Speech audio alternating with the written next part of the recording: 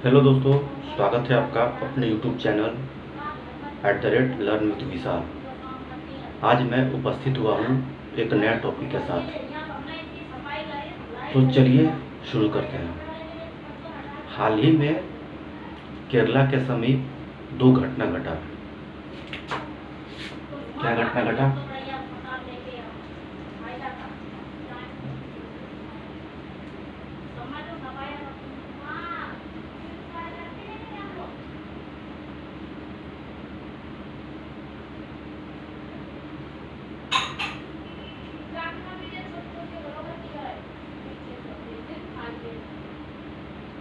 ये अपना प्यारा देश भारत और यहीं पर एक राज्य है केरला। ये अपना है केरला। तो 25 मई के बात है। 25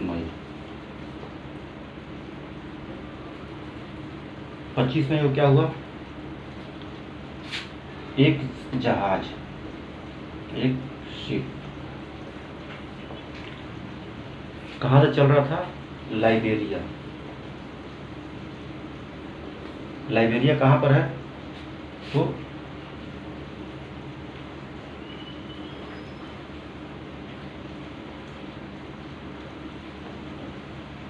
ये अपना अफ्रीका और वेस्ट अफ्रीका,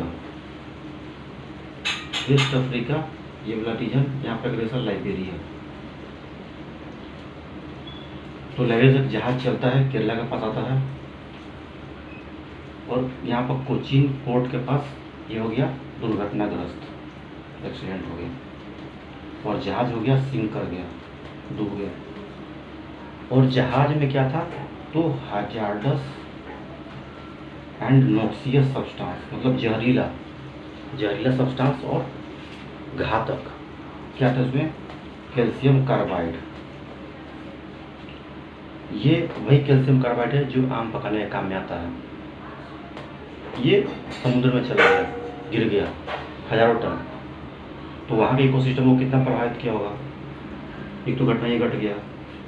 फिर क्या हुआ? 9 जून की बात है। 9 जून की बात है। एक जहाज सिंगापुर, मलेशिया, यहाँ से सिंगापुर, ये म्यांमार वगैरह है, तो सिंगापुर मलेशिया इधर से एक जहाज चलता है और केरला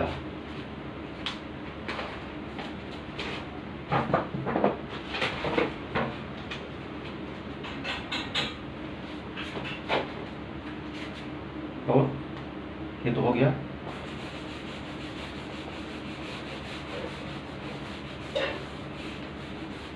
ये जहाज केरला के पास पहुंचता है और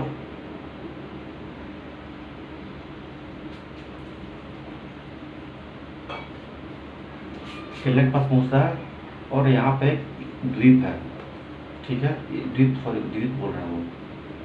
एक यहाँ पर बीच, कौन सा बीच है? तो बेपोर बीच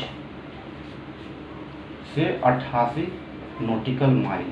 अब 88 नॉटिकल माइल कितना? तो एक नॉटिकल माइल में आपका होता है 1.6 किलोमीटर के आसपास।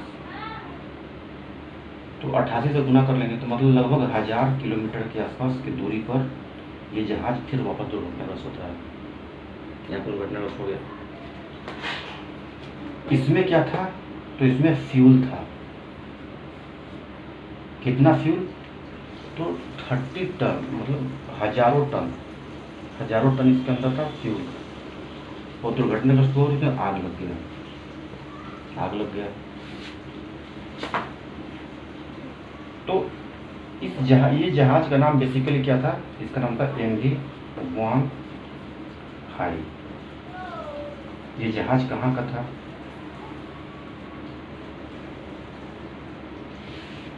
तो सिंगापुर से आ रहा था, दुर्घटनाग्रस्त हो गया, आग लग गया। तो केरला के अगल बगल पिछले 15 दिन में कभी आग लग रहा है, कभी कैल्शियम कार्बाइड का डूब जा रहा है। तो यहाँ इकोसिस्टम का क्या हो जाएगा, यहाँ पर आपको पता है कि समुद्र में अलग अलग तरह का जीव रहते हैं, कोरल्स हैं, कोरस रखते हैं, प्लैंक्टन्स हैं, जूजेंथली हैं, मछलियाँ सब है, शार्क वगैरह मछलियाँ सब भी हैं, और बहुत सारी मछलियाँ, छोटी छोटी मछलियाँ रहती हैं, उनका तो डिस्ट्रक्शन हो जाएगा। यहाँ का मछुआरे, उनका बेचारे को कुछ नहीं मिलेगा, जगह पूरा इकोसिस्टम भी डिस्ट्रॉय हो गया। तो ये घटना जब हो रहा है तो बात उठता है कि इसका लायबिलिटी किसके पास है, कौन अकाउंटेबल है, कौन जिम्मेदार है इस सब घटना के लिए। क्या कोई नियम कानून नहीं है, कोई भी आया जहाज और गिरा के कुछ भी सामान और फिर चला जाएगा, कोई तो नियम कानून होना चाहिए। तो इसके लिए संस्था है, उस संस्था का नाम क्या है, उस संस्था का नाम है IMO, इंटरनेशनल मैरीटाइम ऑर्गेनाइजेशन। ये एक संस्था है। करता क्या है ये, तो ये नॉर्म्स बनाता, रूल्स एंड नॉर्म्स, और किस पर लागू होगा, तो जो भी देश इस IMO को साइन किए हैं, इंडिया भी उसमें से एक है, मल्टीनेशनल है, अलग अलग देश में साइन किए हैं, इसके रूल्स रेगुलेशन को मानते हैं, तो ये नॉर्म्स बनाएगा। और नॉर्म्स किस पर रहेगा, सेफ्टी पर नॉर्म बना सकता है, एक्सीडेंट पर बना सकता है नॉर्म्स, लायबिलिटी पर, अकाउंटेबिलिटी पर बना सकता है, लायबिलिटी अकाउंटेबिलिटी तय कर सकता है किसका तय है। और इस नॉर्म के हिसाब से जो भी देश साइन किया है IMO के सदस्यता ग्रहण किया है, वो फिर अपने देश में आएगा और वो भी रूल्स रेगुलेशन बनाएगा इस IMO को नॉर्म्स के हिसाब से मिलता जुलता। इंडिया में कौन है बेसिकली, तो इंडिया में है DG फॉर किसके लिए, तो DG फॉर शिपिंग, इसके लिए संस्था, इसके लिए DG फॉर शिपिंग, DG है डायरेक्टर जनरल फॉर शिपिंग। ये देखरेख करेंगे, नियम बनाएंगे। इसके अलावा अगर काम पड़ जाए तो फिर क्या होगा, फिर पार्लियामेंट है, पार्लियामेंट ये रूल्स बनाएगा, कैसे उसको रेगुलेट करना है, कैसे क्या करना है, ठीक है। तो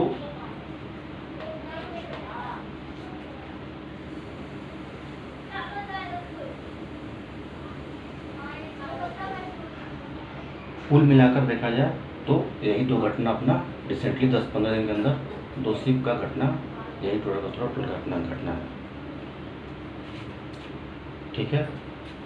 अब क्वेश्चन उठता है, आप लोग कमेंट करके बतलाइएगा कि अकाउंटेबिलिटी किसका तय होना चाहिए। जहाज डूबा और कार्गो शिप है, तो कार्गो शिप मतलब क्या होता है, मालवाहक जहाज, इसमें सामान वगैरह कीमती सामान भी हो सकता है, कुछ भी हो सकता है। तो जिसका क्षति हुआ उसका भरपाई कौन करेगा, जिसका क्षति हुआ जहाँ जा रहा था, जो उसमें पैसा लगाया, उसका नुकसान का भरपाई कौन करेगा। तो कमेंट करके बतलाइए और फिर अगले वीडियो में देखेंगे कि इसका नुकसान का भरपाई कौन करेगा, ठीक है। और ये भी डिस्कस कर लेंगे कि जहाज आखिर डूबेगा क्यों, इतना टेक्नोलॉजी हाई है, इतना टेक्नोलॉजी से जहाज बनाया जाता है, तो डूबेगा क्यों। तो ये 2-4 टॉपिक है, अगले वीडियो में आपको मैं समझाऊंगा कि इसके आगे क्या होता है, ठीक है। तब तक के लिए धन्यवाद।